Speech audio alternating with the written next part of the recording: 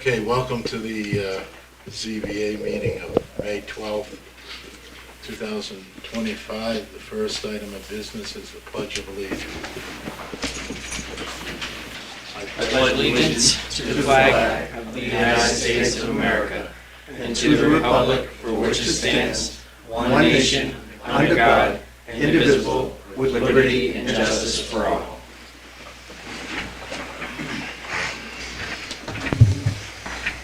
Okay. Acceptance of the April 14th, 2025 meeting. Do I hear a motion? I'll make a motion to accept the meeting minutes of April 14th, 2025. I'll second. Any discussion? Everybody good with it? I will second it. Okay, second. All in favor? Aye. Aye. Motion passed. Okay, regular business. We have 4 members tonight. We should have a 5-member to be. Are you comfortable with the 4? We'll proceed with 4. Okay. All right, we have a variance request by Road New Market LLC seeking relief from Town Code Section 3256, Table of Permitted Uses to permit age-restricted housing on real property with an address of 200 New Road, tax map R3, lot 56, in the B2 zoning district. This is continued from April 14th, 2025. Would you like to present us? Yes, thank you, Mr. Chair. My name is Kevin Baum. I'm an attorney with Hopeful Phoenix, Gormley and Roberts. We have the rest of the project team here tonight. Rob Graham, who represents the owner, Joe Coronati, who's the Jones Beach Engineering, is the project engineer, and Jim Gove from Gove Environmental Services, our wetland scientist. I appreciate the board's patience with this application. As you know, we originally came in with an application several months ago. That application was for a larger age-restricted housing project and density relief. We ultimately have pulled that, and we've been working with the abutters to address a number of their concerns, which we believe we have. So we're back before this board, and that was why we continued last month as well. There were a few open questions, and so none that really related to the variance request, but that we wanted to make sure that we had worked through with the abutters. To that end, I actually do have updated plans. These plans do not affect the relief, but we want to provide them because this is what we've represented to the abutters that we're doing. The changes from the prior plan, it's the same number of proposed units, 23 units. The only real difference is that we have shifted the driveway entrance slightly farther away from the northeastern abutter, the northern abutter, to give him a little bit more space, and also added landscaping. And I don't know if you guys have copies, so I will hand this out if I can approach. So I did print out copies, so each Okay. member has a copy in front of them. Okay, and everyone has a full. It was 6 sheets. Yeah. Yeah. And really, the only thing really what's should be of interest are those last 2 sheets, which show the proposed development. And again, this doesn't affect the relief being requested, but since we've tried to work in good faith with the abutters, we wanted to make sure we presented this tonight so it's clear what we're proposing to do. And again, it's moving the driveway and adding landscaping to add additional buffering to the immediate northern, and then the abutters across New Road. So, I've jumped ahead a little bit, but I would say I think that the board is probably fairly familiar with the project at this point, but I'll do a brief overview and happy to stop and answer any questions or have the project engineer answer any questions that you may have.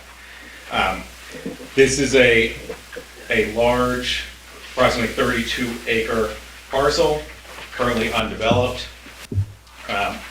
It is in the B2 zone, which is a commercial industrial zone, but it's largely surrounded, at least on the New Road side, by existing residences and residential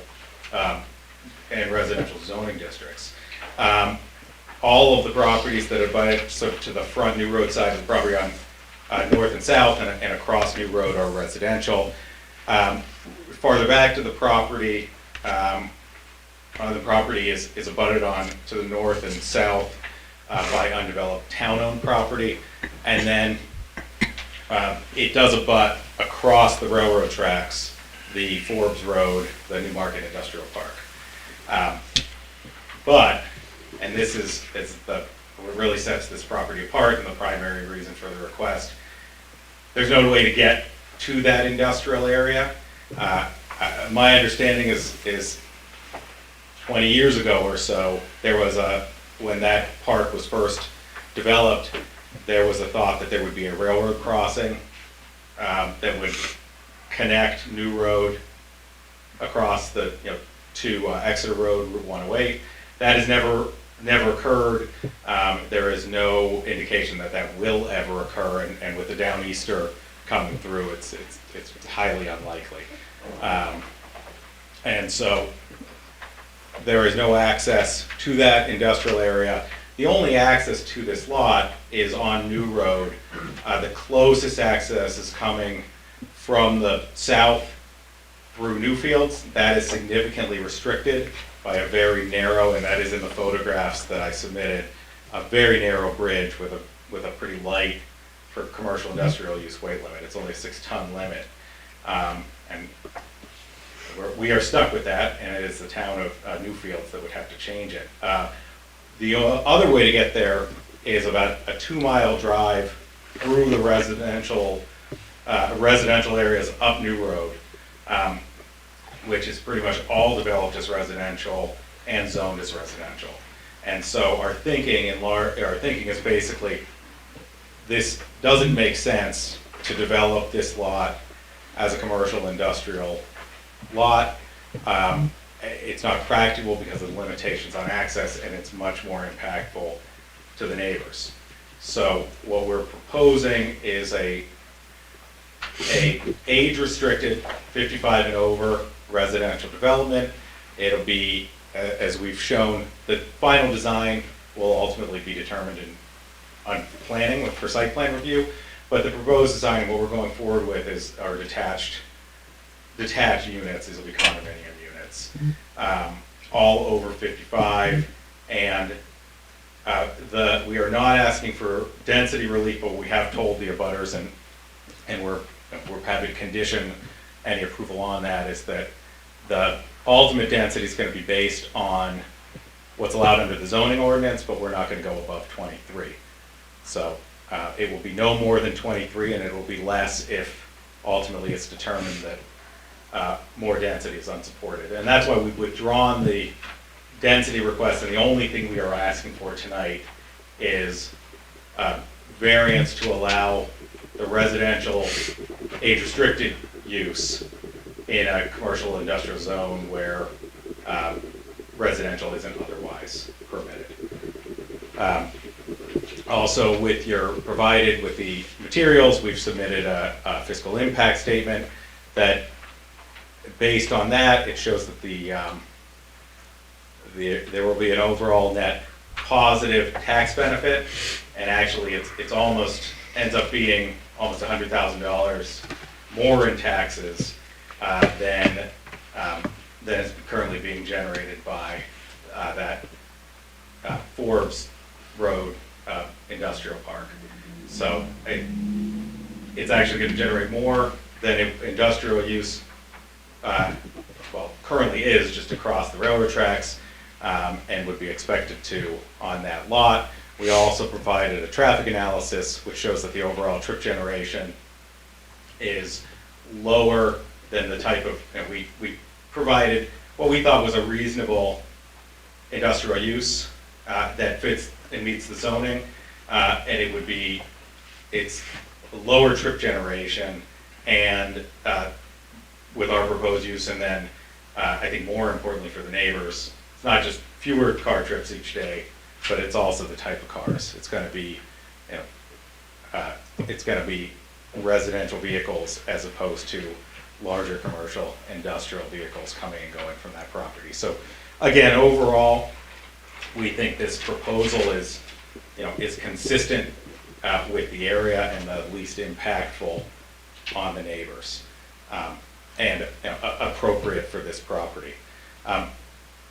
With that, I am happy to go through the 5 variance criteria. I'm also happy to pause here, and I can answer or have the project team answer any questions that the board may have about the project. Is there a reason you're pushing for the 55 plus as opposed to just any age, not age restricted housing? No, it's the product that this owner is comfortable with and has worked well. So that's what we propose to do. Explain to me how, are these, first of all, the first question, are these going to be for sale or are you renting them? For sale. Yeah, this will be condominium form of ownership and they'll be for sale. Okay. How do you control in a sale 55 and older? Typically, it's done by, it would be condominium form, so it would be in the condominium declaration, which applies to any purchaser. Typically, that would occur, we can certainly condition approval, having to condition approval on it being over 55, if that's of interest to this board. Typically, as part of the planning process, that would be conditioned, planning board approval would be conditioned on, it's usually town attorney review of the condominium documents. And how do you enforce it? Enforce, Yeah, how do you enforce I it? mean, it's an enforceable title restriction. It's typically enforced by all the owners. Often what we do, if the town wishes, is we have certain provisions that would require town approval to change, if we change them. So, for instance, when we've done other age restricted, there are certain provisions within the condominium declaration, or you could do it as some other title restriction, and those can only be changed. The other terms of the declaration can be changed just as allowed under the Condominium Act. Those typically would require either typically planning board approval, just to make sure that, you don't record these and then sell a couple and then, change everything and undercut the whole proposal. That's usually how it's done, but we just work with the towns generally, however they're comfortable doing it. Some towns want that power to enforce, others don't. And then even if the town doesn't, as I said, these are people that are buying into over 55. So once it's sold, every one of those unit owners, they have a say in whether it changed. So you would need typically either a 2/3 or 3/4 vote of all the owners, and in many cases also their mortgage holders, to make any change. So it's not easy. But if it's of a specific current concern to the town, the way we usually deal with it is it just becomes a condition of approval, and that particular restriction would require us to come back to the town. Whether it's this board, it's more typically the planning board. And I would say if you make it a condition, this board makes it a condition of approval, then if it changes, the code enforcement officer also has the right to enforce, because we'd be in violation of the variance. From my standpoint, at least, I'd love you to read through the conditions Yes, one by one and explain them to I us. would be happy to. And reference page numbers would be helpful. For the application? As you go through the variance criteria. Yeah, I will try. It is all in the memo. I'll try to reference to it.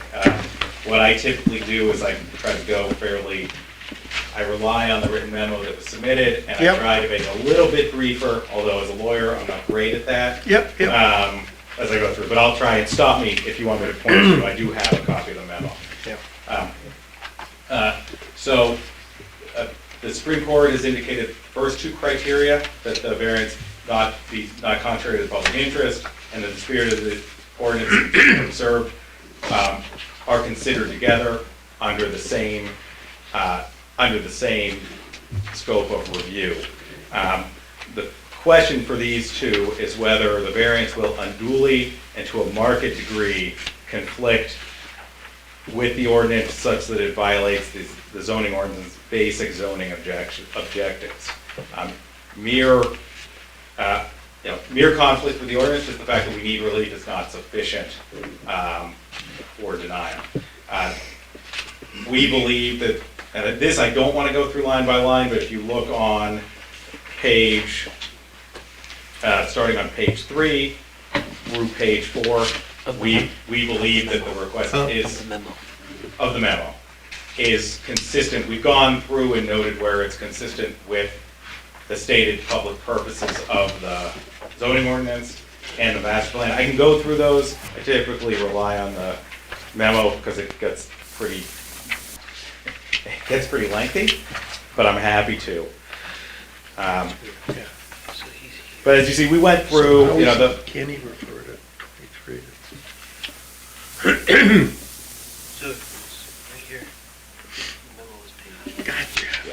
I got my numbers screwed up. That's Oh, no okay. problem. Yep, Yeah, yep, and yep. there we went basically through each stated purpose. and Gotcha. show how Okay, we thank work. you. That's my point. And then the other test is whether, the general test is whether the variance will alter the essential character of the locality or threaten the health, safety, or welfare. And we don't believe either of those are at issue here. This, as we've noted, the proposed residential uses we believe is more consistent with the character of the locality.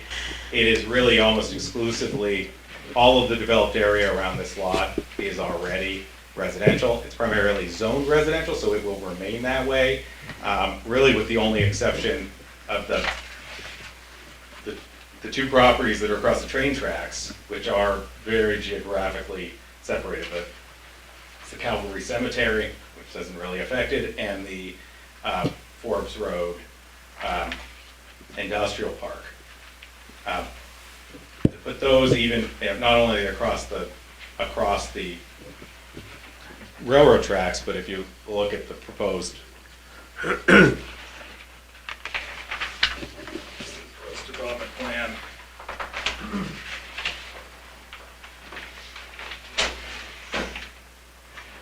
because I don't want to get back to the mic, because of the wetlands, it really adds another buffer and keeps all of the development closer to the front of the lot and then closer to the surrounding residential properties. So given that, we really don't think that there's certainly there will be no alteration of the character of the locality. We think that the relief actually retains the character far more than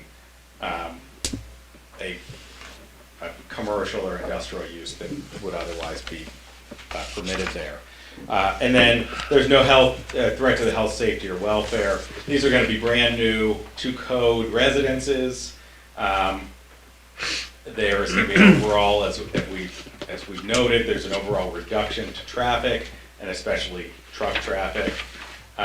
There's less likelihood for potential environmental issues and impacts to the wetlands, having this lesser residential use versus certainly an industrial use or commercial use with whatever industrial use would occur, and including the truck traffic to and from the property. And as we've noted, even municipal service costs are going to be minimal, both because of in part because of the proposed elderly housing, and that's noted in that fiscal impact statement. They are not only minimized, but they are fully offset by the taxes generated. And so, as we noted, and it is more taxes generated than we believe would be generated by an industrial park. Mr. Chair. I guess this would be a good place, since you're talking about public health, safety, and welfare. Are these serviced by septic systems or one septic, and where is it located? Well, I can let Joe answer that. I don't know whether this has been designed to that extent at this point, but, Joe, do you want to answer that? Sure. Joe Coronati, Jones Beach Engineers. Yeah, we have not determined whether we're going to have individual septic systems or smaller groups of community fields yet. We have to get a little further in the design with test pits and more of the grading and drainage for this before we'll know that. But they will all be state-approved systems, new systems. I have a question regarding that. Do you know if any of those systems are gonna meet the current setback requirements? Or are those gonna need? From wetlands? Oh, yes, we will have to meet all the setbacks from wetlands. The state does not normally give any relief for new systems within 50 feet of a wetland. What are Yeah. the buildings set back right now next to the wetlands? I'm looking for, you could probably tell me better on that because you have a scale. I don't have a good scale. The buffer is shown, right? Right, so the red line that's shown running parallel with the wetlands is a 25-foot buffer. And so all the homes meet the 25-foot buffer, then they vary from, 100 feet, I'd say 100 plus feet to as low as maybe 45 feet. 25 feet, but septic is 75, right? Septic from poorly drained is 50 feet, which most of this is all poorly drained. The only very poorly drained we have, which is 75, is the stream running down the middle. But we will meet those requirements, whatever they are. Septics can fit between the homes if need be, or behind them, or with the longer driveways, we can actually fit them in front of the homes too. So quite a few locations we can fit septic systems as needed. What's the distance between the homes? That also Approximately. varies. Let's see if we have a dimension for a typical. That I will scale.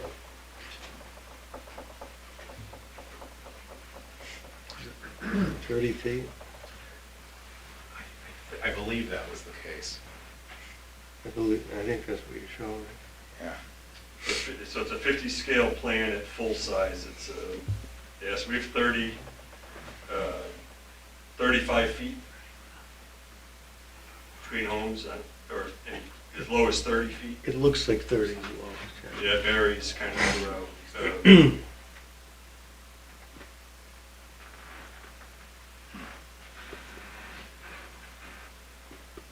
Some of the ones at the end of the cul-de-sac might be tighter, 25 feet, but the corners get closer together than as the units get further apart.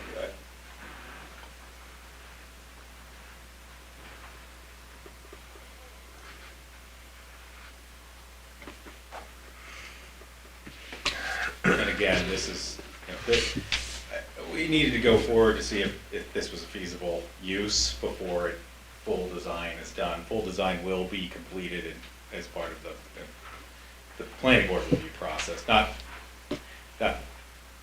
certainly understand the concern. I just want to make sure that that's clear too. Not only will there be state review, but planning board review as well.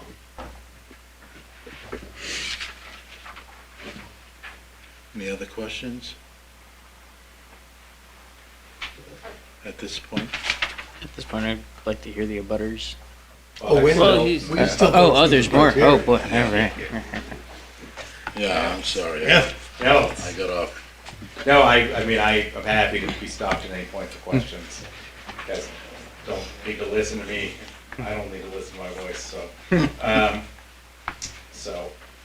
The next is the substantial justice criteria, and that's a Supreme Court said that's a weighing test. Basically, there has to be, to deny on that basis, there has to be a gain to the general public through that denial that outweighs the impact of the applicant. We really don't think that's the case here. for all the reasons we've noted, we think this proposal's a general benefit to the public, because the residential just fits, so much more with what's already there, and it's so much less impactful to those surrounding residents. But certainly, there's no gain that would be outweighed by the impact to the applicant, who really loses the ability to reasonably develop this lot. And again, this has been a couple decades laying here in large part because the lot just doesn't work for the current zoning, given all the reasons I've said. So we believe the substantial justice is met, and that there's just no gain to the general public that outweighs the impact to the applicant here. The next is that the variance will not diminish surrounding property values. Again, we no evidence that that's the case, and that the fiscal impact statements certainly suggest the otherwise. We think, given the improvements to this property and the brand new residences, it's certainly going to increase the value of the subject property, and we think ultimately that's going to, if anything, increase the surrounding property values. We certainly don't think there's anything that shows that it would negatively impact them. Certainly much, which I think is to the opposite of the potential impact for a commercial industrial use going in there, and that all of the coming and going through that existing residential neighborhood. So we feel very confident that the surrounding property value criteria is met, and there's certainly nothing to suggest otherwise. The last criteria is hardship. That is essentially a three-pronged criteria. The first is whether special conditions exist that distinguish this properties from others. We think that is certainly met here. This is a large lot relative to the others in the area. It is fairly restricted by wetlands, and I think significantly restricted in access due to the railroad track and the limited access via new road. Again, it is a very narrow bridge to get there through Newfields, or otherwise you're going 2 miles through a residential neighborhood and residential zone. So given those restrictions, it certainly distinguishes this property from others in the area and shows that special conditions are met. The next question is whether there's a fair and substantial relationship between the general purpose of the ordinance and the specific application here. Generally, the purpose of residential restrictions in a commercial and industrial zone is to preserve areas in the town to generate commercial tax revenue. That doesn't really apply here, because as we've noted, this is actually, based on our fiscal analysis, this is going to be higher taxes than there would otherwise be, or that the town has seen with respect to Forbes Road. So that specific concern is not an issue. And then the next, which is usually the biggest, is trying to avoid incompatible uses. Industrial, commercial, right next to residential. Again, it doesn't apply here because it's just the opposite. Developing this with commercial or industrial is going to put an incompatible use right next to all of these existing residences. And again, it may make sense if this all connected over across the railroad tracks and to the existing industrial park, like I think was originally intended, but that just isn't the case, and realistically isn't going to be the case. So again, we think those specific objections of the zoning ordinance just don't apply, and this is ultimately a better use and one that's more protective for the surrounding neighbors. And then lastly, the use has to be reasonable. I think for all the reasons we've said, residential development is going to be less impactful. It it generates more taxes, less traffic, and is consistent with all of the existing new road residences, which is really where it lines up because of the area, the developable area towards the front of the lot. So for all those reasons, we think that this proposed elderly housing residential use is reasonable, and that the 5 criteria are met, and we'd ask the board grant the requested variance. So that, happy to answer any more questions that you may have, or stand down and allow public comment.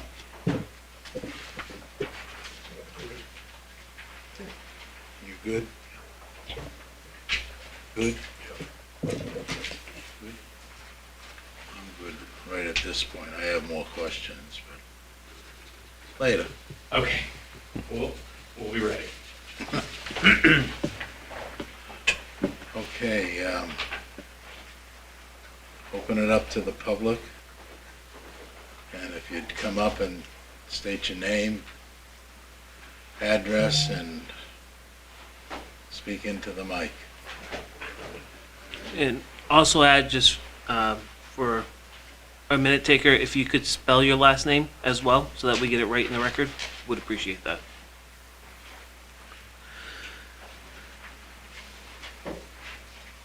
Hi, I'm Sarah Tambling, Tambling. I'm at 204 New Road. And I just have a couple of quick questions. One is, what is the height of the proposed condo units? And the other is each condo unit for one residence, or are they multi-residential condo units? Thanks. Would you like us to address those questions as they come up? Or Yes, please. Rob, I'll let you jump in if I say anything incorrectly. So the answer is, these are going to be single-family unit, one family per unit. As for height, I don't believe height's been designed yet, but we are not asking for any height relief, so it'll be consistent with the zoning ordinance. I don't know, Rob, have you discussed stories or anything at this point, or is that still? Rob Graham. We certainly haven't designed any homes yet, but these are typical single-family homes, single residence homes, and no multi-family or multi-level, multi-story buildings. How many bedrooms? Varies probably. It does vary. Our experience has been, we built a very similar project to this over in Stratham, and they varied from 2 to a lot of game rooms and a lot of fun rooms that for people downsizing always surprised me, but a minimum of 2 and sometimes 3, that kind of thing. But we've seen people have up to 4 because they've got big families that visit, but it's a lot of game rooms and tea.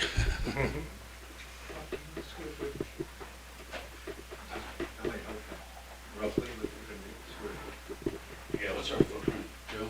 It's roughly 44 by 60. Yeah.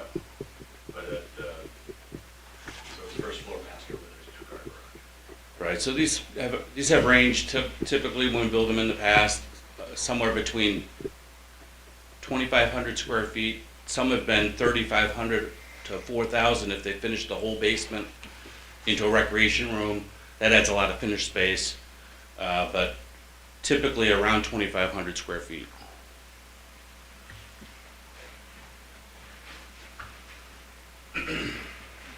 Someone else?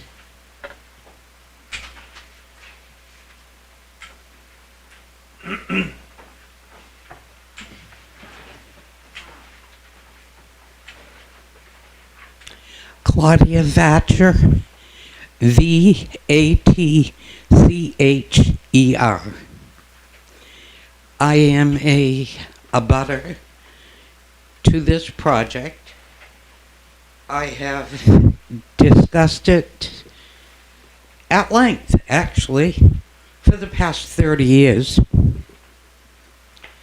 I was before this board, not you in general, but before the board 30 years ago. I only have a few concerns. First of all, it was supposed to be, at first when it was presented to me, it was presented as 46 units. And I thought, oh, no way. The land is wet. I live there. I know.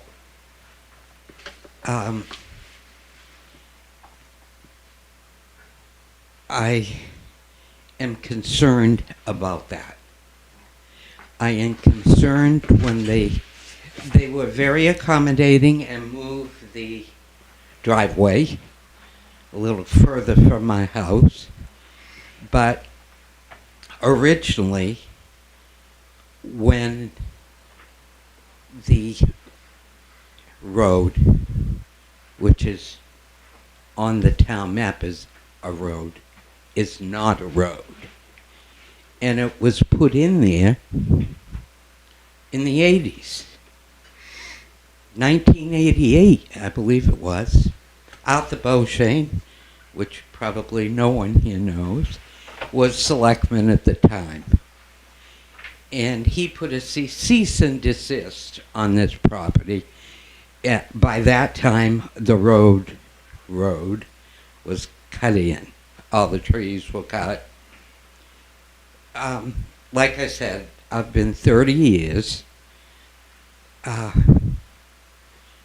with this. I have come to the realization we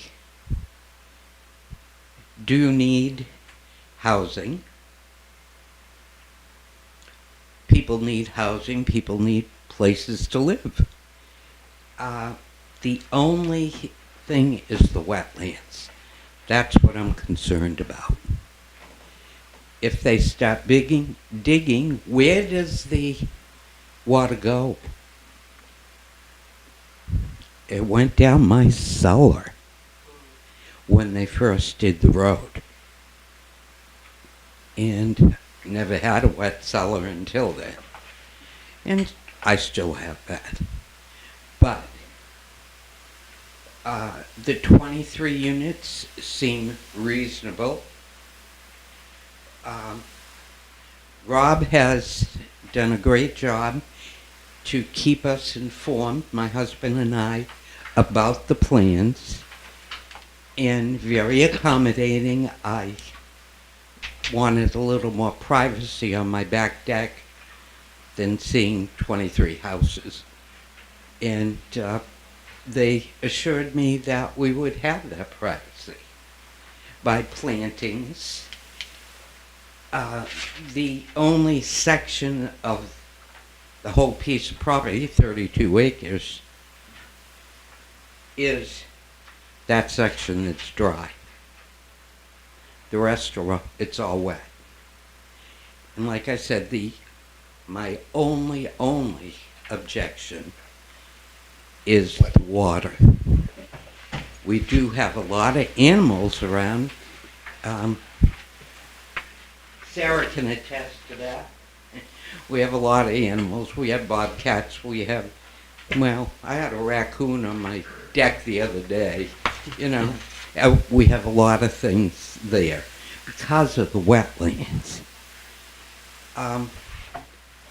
Hopefully it will stay that way, and we can live with 23 houses as long as the water problem's taken care of. And they have been very nice. I have to say that. Thank you.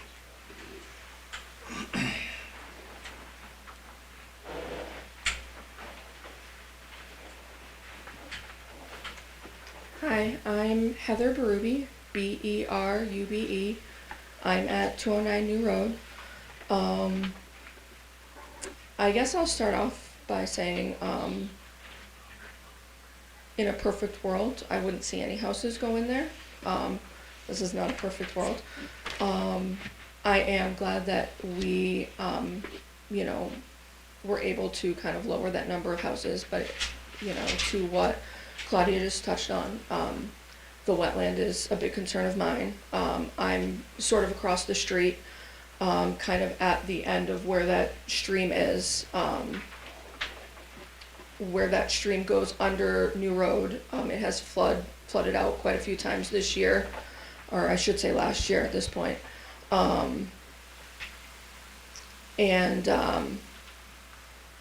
You know, there's a significant amount of water surrounding me. I'm surrounded on all three sides by water at this point. So it's concerning to me about how it's going to affect my land if water is displaced over into my area as well. I'm already on a very small chunk of land. Yeah, I have two pairs of shoes. I have the shoes on my feet right now that are my nice shoes, and then I have rain boots that I keep in my car.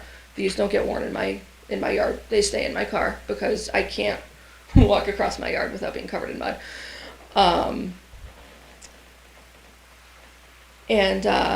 You know, I am concerned about the wildlife. You know, once they're displaced, you know, the mention of there being bobcats and raccoons and coyotes, those are all predatory animals. I have a small farm on my property. I have chickens. I'm getting honeybees this week. I have ducks. Goats are in our future. You know, it worries me how much of those predatory animals are going to be displaced and pushed into areas closer to me. How that will affect me and my livestock, which is mostly for my family's purposes, but I do sell some of my products, so there is a little bit of income. It's not enough to, you know, be called an income, but it helps kind of offset some of my costs as far as raising them. You know, just given things going on, I don't know if anybody has paid attention to Newfields, but there is a farm in Newfields. They are based more on agritourism and having events on their property. I don't have the space for that. But it does make me worry about new people coming in, being close to a working farm, having smells, and making complaints, which I am well within my zoning as far as having livestock. But that doesn't mean people aren't going to complain. So those are just some of my concerns. Of course, you know, increased traffic, having children. You know, my kids are out playing. My kids actually play outside. They're not inside playing video games like most. I'm sure, you know, any one of my neighbors can attest to seeing them outside on their bikes. So I guess that's just where a lot of my worries come from. I don't know that I necessarily have questions so much, just more statements. You know, the traffic, that bridge, there's a lot of moving components that worry me, and I just hope that are adequately looked at and given deep consideration to, and overall how it will affect people, just because, you know, to me, it's more about, you know, I don't care what my property value does. I don't care if it increases my property value. I don't plan on selling anytime soon. At least I hope not. But, you know, I do agree that I would prefer residential there rather than, you know, whatever else commercial or business would be brought in. I just hope that, you know, all of these various factors are looked at and given given consideration too. Thank you.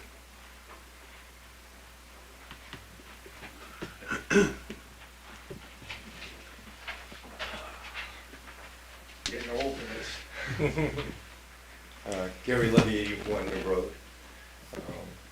Just a little perspective. This area has had many proposals, as some of you I think know, over the last 30 or so years. And they reviewed this already. It had been zoned, Al, when you were on the council with me, for industrial development. The railroad crossing never transpired. Due to that, we actually proposed on the Economic Development Committee back in 2015 that we rezone much of that area, you know, the part that's east of the tracks, to residential. But some of the landowners were not in favor of that. There's been no industrial development there, as most people know, east of the tracks, because there's no access to it. So I was in favor of residential, and still am. When I heard about the 40-plus units, I thought it was a little much for that area. It's been reduced to 23, as you've seen. Most of my concerns, what they are, would be retaining the character of the area, number one, because there's no real development presently on 16 acres, to my knowledge, that has 23 units. So, you know, my feeling is as long as they're properly buffered, which I've spoken to Rob several times, as well as George Conway about it, you know, as long as they buffer it so it's not, you know, you go single-family house, single-family house, single-family house, and then 23 units, as long as it's buffered from the road, I think that's important. I would also like not to see this become a precedent, because there's a lot of open space and a lot of land along the road that could, you know, turn into something very different than what's there now. So my major concerns are keeping the character of the road, which is essentially single-family homes. It's 2 per 1 acre zoning in the R. We're in I believe, an R2 zone. There's no septic, and I wanted to ask, there's no septic and there's no town water. Do you actually have, sorry. Please address the board. Oh, I was going to ask if they have water, because I think initially it said they have town water, but I'm not aware of town water running under the tracks. Does anybody know the answer to that? Town water ends up at Birch Road, Birch Drive. That's what I thought, but I think their first proposal said that they had town water, so maybe Rob can answer that. Rob Graham. The town water will either be served by municipal water brought over from Forbes Road. There is a passway underneath the railroad track. So we would either seek to extend municipal water from Forbes Road across the track, or we would install a community water system, basically a community well system for the neighborhood, one or the other. So is there a pipe running now? Do you know? The Is there a pipe under the tracks? No, the pipe ends at the end of Forbes Road, right at the tracks. Yeah, so they haven't brought it under, so you'd have to get permission from the railroad, I'm assuming. Correct. Whoever addressed this, okay. So that was that question. And as long as, you know, I would just like to see it properly buffered. And they've talked with the abutters, which Rob has made a diligent effort to do. I think, not to speak for Claudia, but I think she'd like to see that old road that was cut in, which anybody can see if they go by her driveway, you know, somewhat mitigated, because it's just a big open wetland sewer. It looks like a road that never materialized. So I think she's hoping that, pardon? Yes.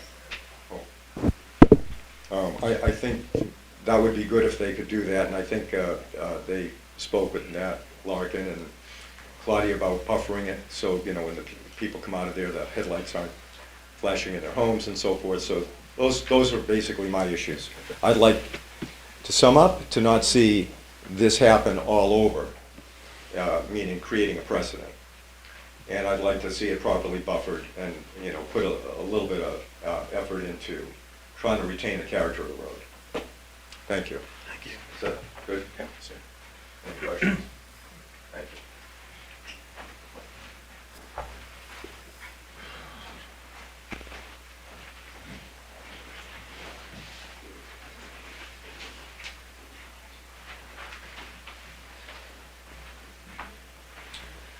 Hi, I'm Dave Knepp. I live at 10 Great Cove Drive, which is an offshoot road from the new road. And the question I'd have would be about traffic, particularly during prime hours, because you actually can get back up now with just the existing people that live on New Road, you know, during the rush hour in the morning, the evening, and different times of day. And with 23 more homes and potentially maybe 40-some cars in those 23 homes, has any thought been given to how the traffic might be managed? Because that's quite a substantial increase. Is that a question you'd like? Yeah, I don't know whether any thought's been given to that, you know, it's just, Yeah. because there's two ways out, and they both are on New Road, and they're both on 108, and like I said, right now, it's almost impossible to take a left-hand turn out of there at the prime time, so, that's all. A key to this is gonna be a traffic study. Traffic, yeah, either the lights or having an Well, officer whatever, out there, yeah. whatever, you need somebody to stop, otherwise you couldn't get out. Right. Yeah. Thank you.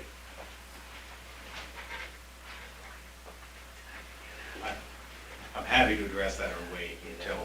No, go ahead. Yeah. With respect to traffic, we have not done a traffic study, but we have done traffic and trip generation analysis. Again, what I'm hearing from the majority of the abutters is what they prefer residential over commercial industrial, which is permitted. So what we know from our trip generation analysis is that this will generate traffic, but it will generate less traffic than what we think is a pretty reasonably sized and realistic industrial use at this property. So it's going to be fewer trips, fewer cars, and far fewer trucks. So not only will there be less traffic than there could be under the existing zoning, but the impacts of that traffic should be less. As Mr. Zink noted, there will be additional traffic analysis, and that would typically be done as part of the planning board review process. But we think just based on the initial analysis we have, it's going to be significantly less impactful. Because again, it's not the question of no development here versus our proposal. This is the owner is allowed to develop this property. This should be will be far less impactful than the type of commercial or industrial that could go in. And again, I would speak just to some of the other comments too, likewise for the buffering. We have committed and worked, Rob has worked very diligently over several months to work with the abutters to address their concerns, and we have added buffering to address those. I expect there'll be more discussion of landscaping as part of the planning review process as well. And then with respect to potential stormwater runoff, this will require an alteration of terrain permit, so there'll be state review of any runoff, and then review as part of the planning board review as well. And that's not to just punt it, but that's just, we need to do that additional analysis, and it will get additional scrutiny before this is all said and done. And this owner and applicant is not permitted to increase stormwater off of what's already there. So it will be addressed as part of that process, both by the state and by the town.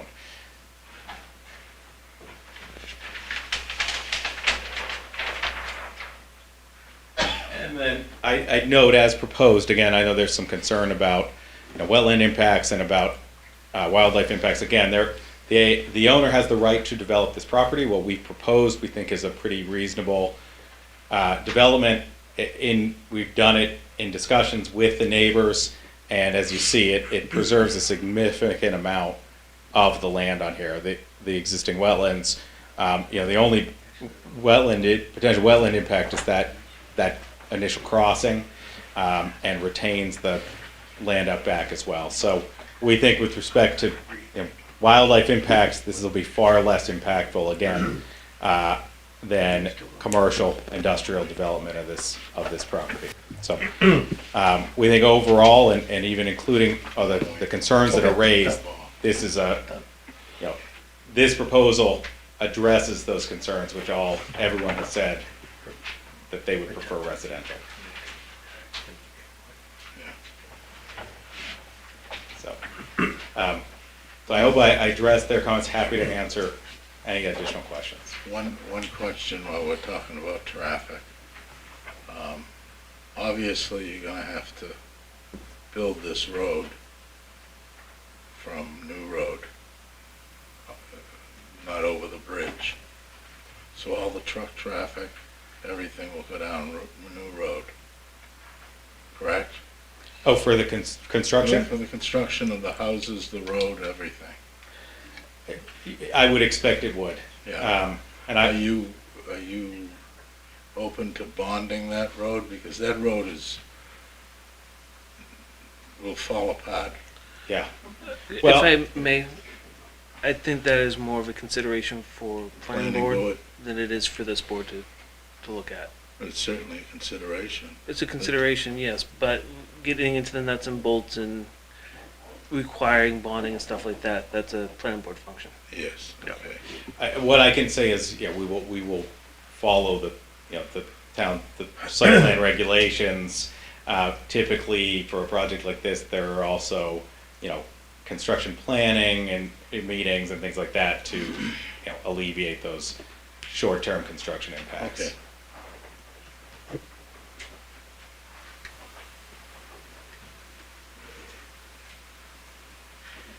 Anyone else? Oh, there's a rush.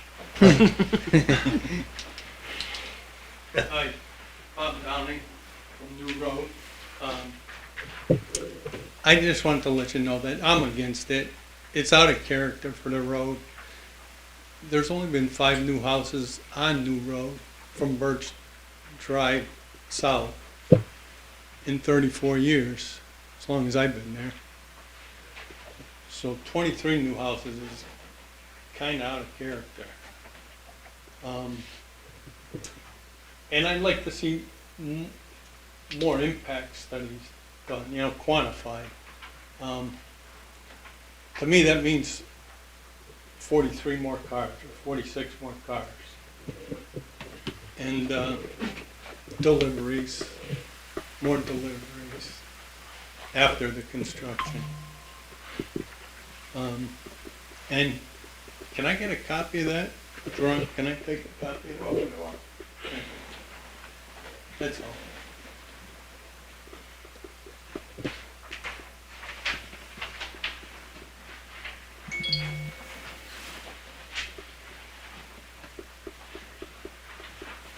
Hello, my name is Ellen Keefe and I live at 10 Great Cove Drive, and I walk New Road several times a week, and I've gotten to know many of the people that live there.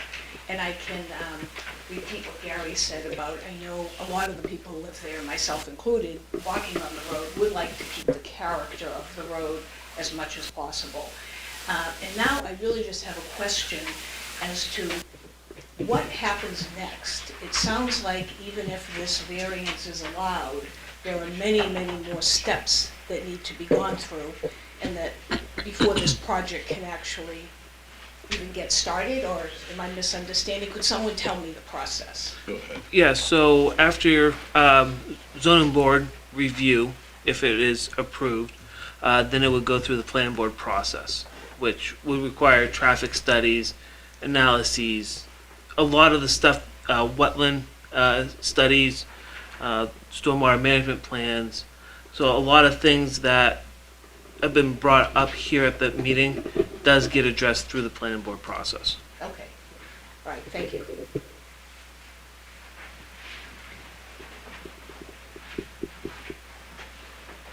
My name is Mark Batcher, V-A-T-C-H-E-R. I'm up here because the wetlands is right next to our driveway, right next to our stone wall, the so-called road that they put in for when they were going to build up back. They were going to build a nursing home up there at one time. That fell through. Then they said, oh, it's going to be a recreational area. I haven't seen any of that. Then I heard about, oh, they're going to put in some solar panels over behind Sarah's house in that field. Nothing there. But anyways, the way I see it, that little pond we have, it's about maybe 25 feet long and maybe 8 feet wide.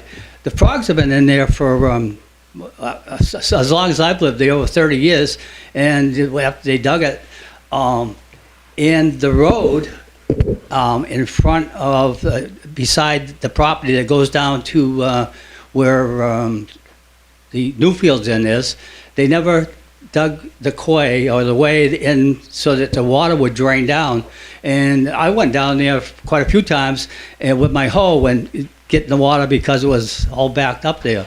But I would think that it would be the town's responsibility if the water was backing up, that they would come down and dig that out or something in front of that property, 200 New Road. But either way, they're gonna put a driveway in. That means it's gonna block it up. There's no way for that water to go except for go down in front of the road when it builds up high enough. So that was one of my concerns. Thank you.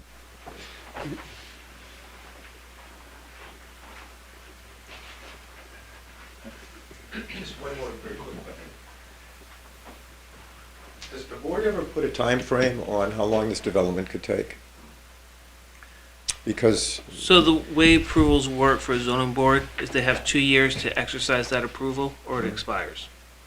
okay, That's so state you're law. telling me if they start the project, they get approvals, if they go through the board and so forth, they have 2 years to complete the project? No. Okay, so, No. So they have 2 years to exercise. meaning approval. begin the project? Initiate, yeah. Initiate. Yeah. So I'm just asking, does the board, either the planning board or whomever it is, ever make a determination as to like, I don't know what's gonna happen in the market, but, you know. So, Do you mind? Is it gonna go, could it go on for 5 years of building this thing out? That's the question I have essentially. The state RSA is active and substantial completion, and then substantial completion, not to exceed 5 years. Okay, so it could take 5 years, and what is considered actual, you know, substantial completion? Is that 50%, 60? The planning board decides that in the process. Okay, so it's negotiable. Yeah.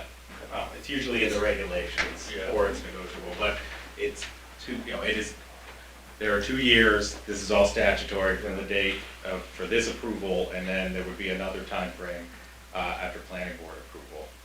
And that's, that's oversimplifying because you have to start construction within a certain period of time, and then complete within a certain period of time.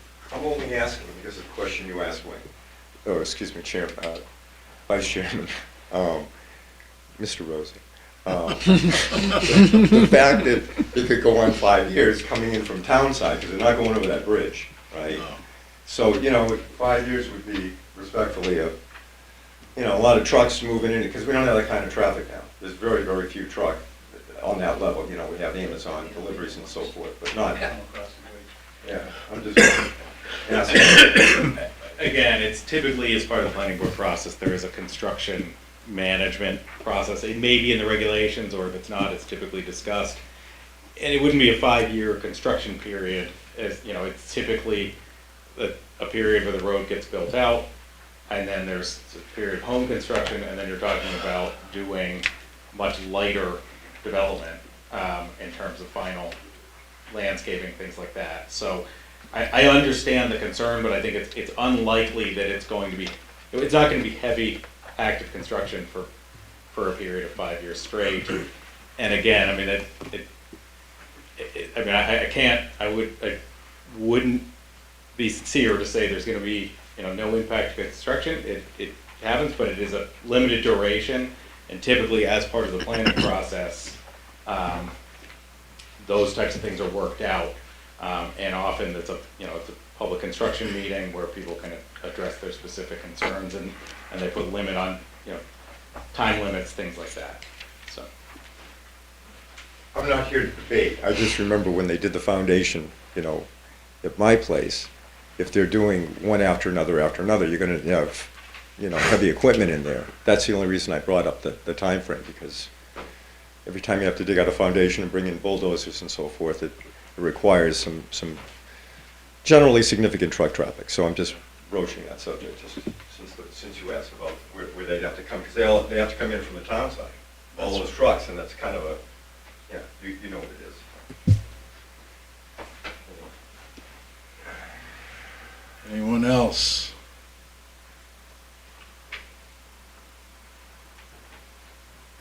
Okay. Close the public comment. Do we want to discuss it anymore? I got a question. I'm not sure if it matters for us per se, but do we know about if there's any granite that would need blasting or anything? That wouldn't, It wouldn't affect this, okay. What's that? There's a project across from where I live and it needed blasting because there was a lot of granite, so yeah, I didn't know if that mattered here or not. But, No, I don't okay, think that would apply here. okay. Anything? I can give you my opinion. Is that what you're looking for? Well, we can go that way.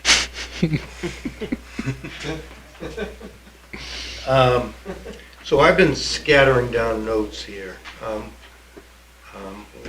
With the crowd here tonight, I expected more resistance to the project than I'm hearing now.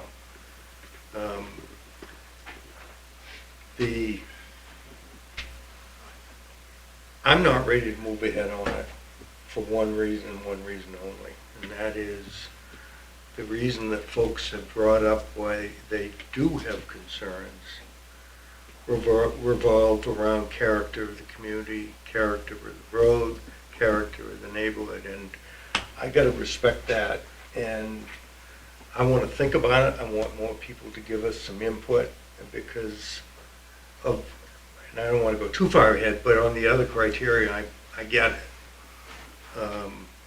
But I wanna deliberate some more on and get some more input on character of the community before I make a judgment.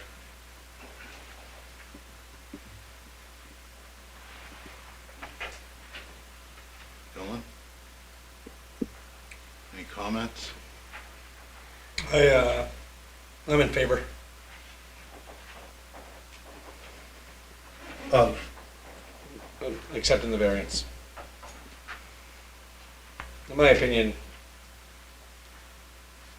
something, like you keep saying, the owner has the right to develop it as is currently zoned. And I agree that, in my opinion, something like this is gonna fits more in that neighborhood than industrial or commercial. Okay. James?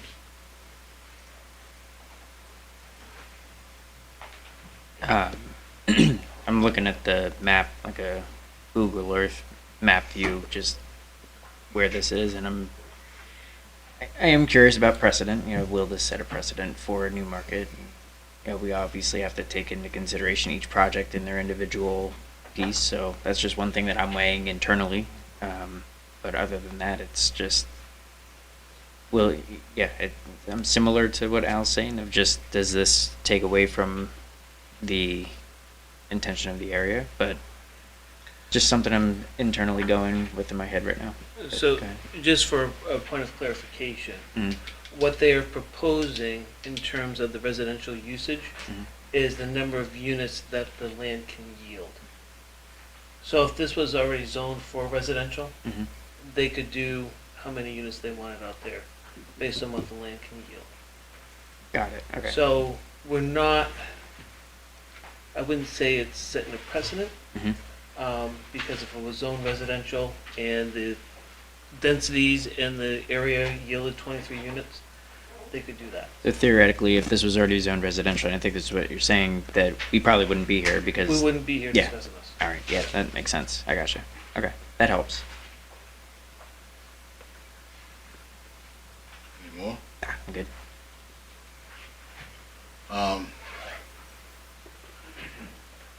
I need more time.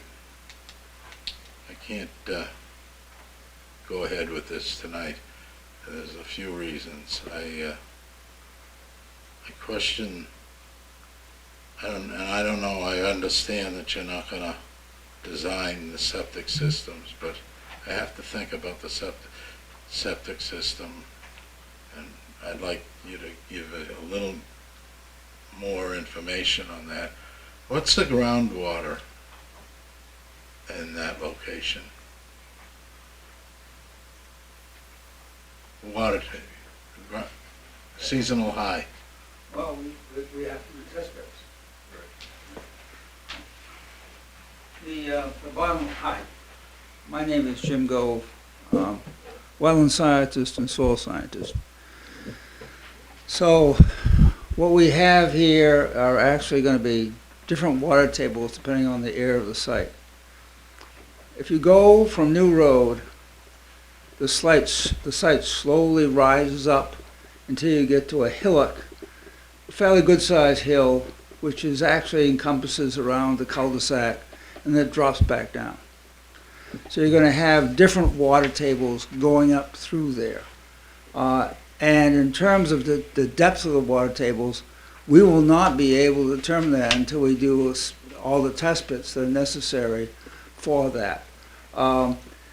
Right now, I can tell you that coming off New Road, a lot of those soils are what we would call silts and clays, and so they will have a water table that's probably maybe 18 to 20 inches deep. However, as it goes up onto the hillock, we could be looking at water tables in excess of 40 inches. So it strictly depends upon the test bits that are done there in order for us to both do two things. One is to determine what the water table is for the septic systems, but also in order to put together a site-specific soil map, which needs to be done for alteration of terrain. Does that help? Yeah. Okay. The other concern I have is I'd really like to wait for Bob to be here as well. I'd like to get Bob's input. He wasn't able, the chairman wasn't able to come tonight. And I really want to have Bob's opinion.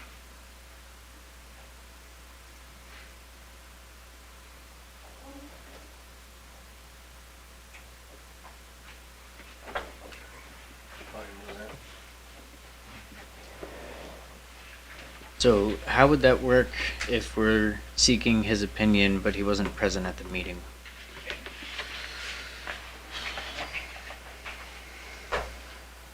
His minutes are taken, right? Minutes are taken. We're just open and close the public hearing. So he would not.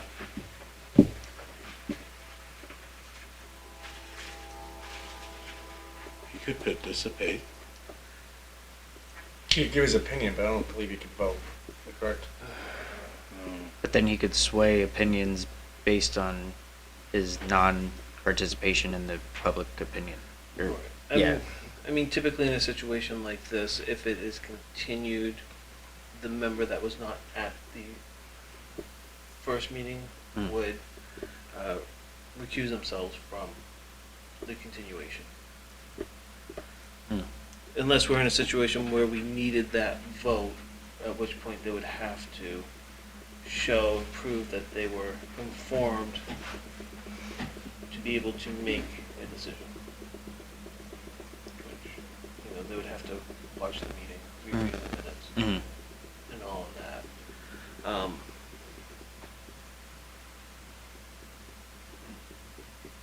In terms of continuing to get a member's opinion on it, I don't know if that is really grounds for a continuance. If you need more information from the applicant, need more time to do research or something along those lines, that's grounds, but I don't necessarily feel that requesting a continuance to get a member's opinion is sufficient. Well, let me restate my point of view if I could. And I don't mean to be negative, but we've been through 4 cancellations on these meetings where we've come over, and citizens have come over to hear the plea.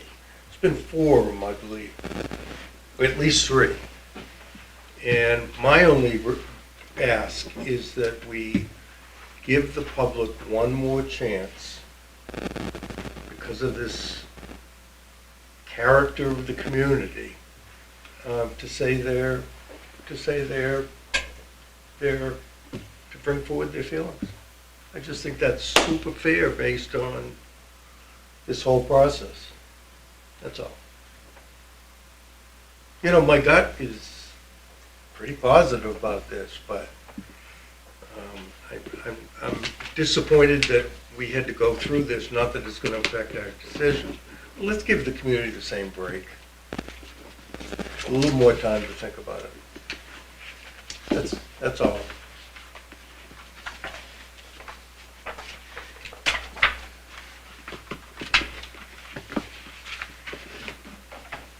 Anybody else?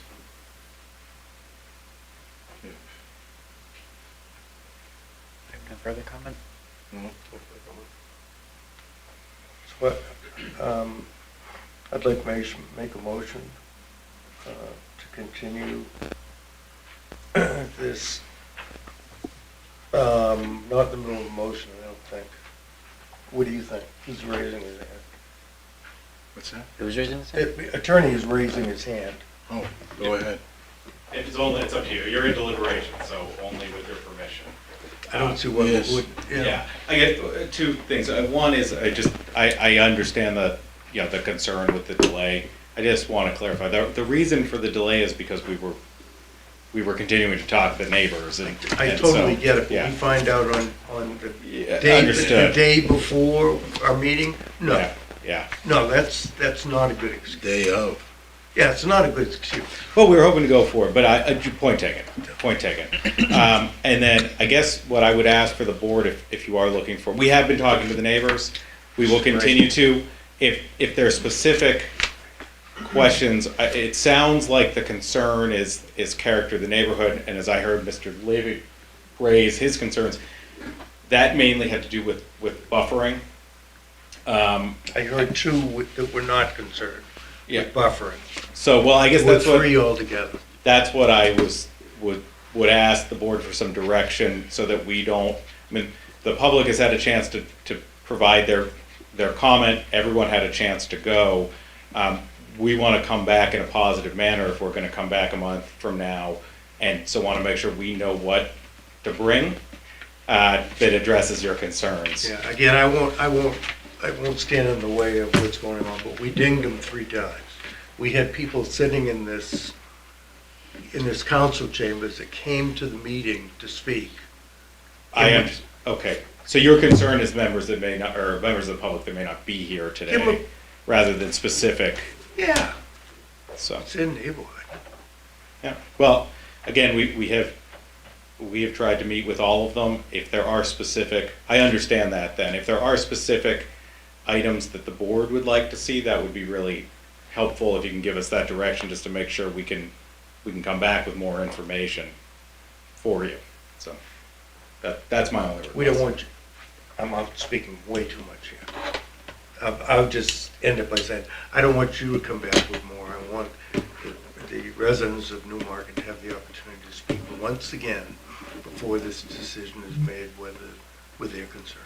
Understood. The board did close, I would just note the board did close public comment, so that would have to be reopened, and typically we would expect that if the public comment is open, that we would have a chance to address it. I have no doubt that'll be the case. You guys have been very good about letting me speak more than I probably should, but just to clarify that. Okay. So now, We have to make a motion of some sort.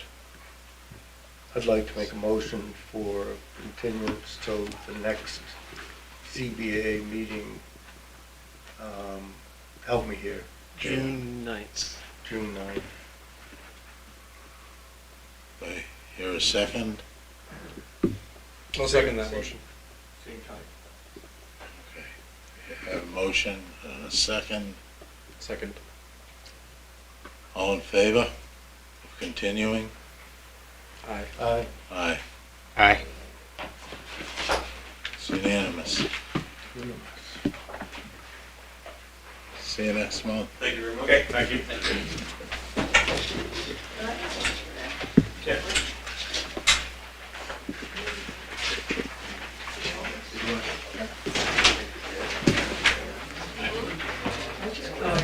Excuse me. Is that okay? After the meeting. Isn't it okay? Al. Not yet, we haven't adjourned. Al. Al. Al. Al. Kyle, we still have to adjourn. What? We have So- to. we still We're have not to done adjourn. yet. He has to All adjourn. right, we'll take a 5-minute recess. He has to adjourn. He has to.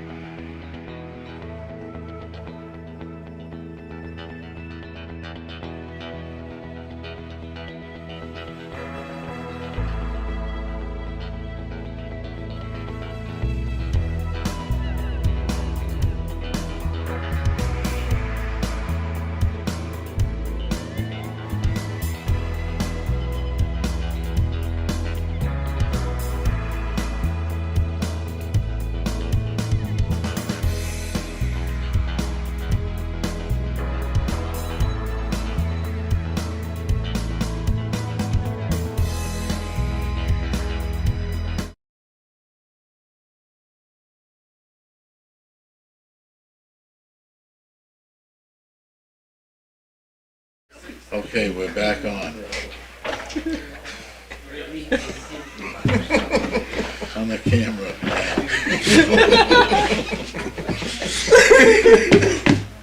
Are we on yet? Yes, we've been on for about 2 minutes now. Yeah, so we can just. We have new old business. No. Anything to bring up, Dave? No. Okay. Do we hear? Motion to adjourn. Second. All in favor? Aye. I always love to do this. Nice. Have a good night, gentlemen. Take care. See you next month. Take care.